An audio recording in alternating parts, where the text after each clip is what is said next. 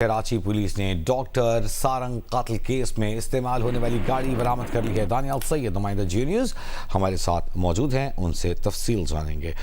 दानियाल जी देखिए, बिल्कुल वजी 2 रोज कबल ये शारे फैसल पर फायरिंग का वाकया पेश आया था जिसमें डॉक्टर सारंग को कत्ल किया गया था। तफ्तीशी हुकाम का बताना है कि कत्ल में इस्तेमाल होने वाली जो गाड़ी थी उसको बरामद कर लिया गया है। हमलावरों ने वारदात के लिए रेंट ए कार की गाड़ी थी जो कराची के इलाके मली से उन्होंने ली थी। पुलिस हुकाम का बताना है कि गाड़ी तहवील में लेने के बाद जो मुल्जिमान थे उनकी निशानदेही भी हो गई है और उनकी गिरफ्तारी के लिए टीमें जो है वो रवाना की जा चुकी हैं।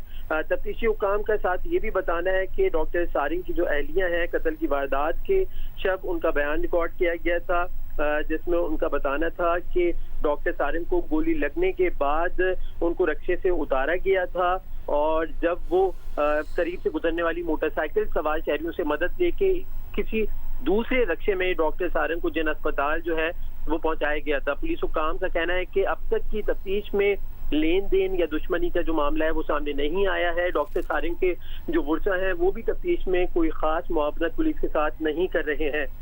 पुलिस हुकाम का ये कहना है कि डॉक्टर सारंग गुलिस्तान जौहर और कोरंगी के एक अस्पताल में मुलाजमत करते थे। इनकी अहलिया भी डॉक्टर्स हैं। उनका इब्तिदाई बयान तो रिकॉर्ड हुआ था लेकिन कत्ल की वारदात के बाद और मुकदमा दर्ज होने के बाद अब तक बाकायदा तौर पर ना तो इनकी बेवा का बयान रिकॉर्ड हो सका है ना ही अहले खाना का बयान अब तक रिकॉर्ड हो सका है। बहुत शुक्रिया आपका दानियाल।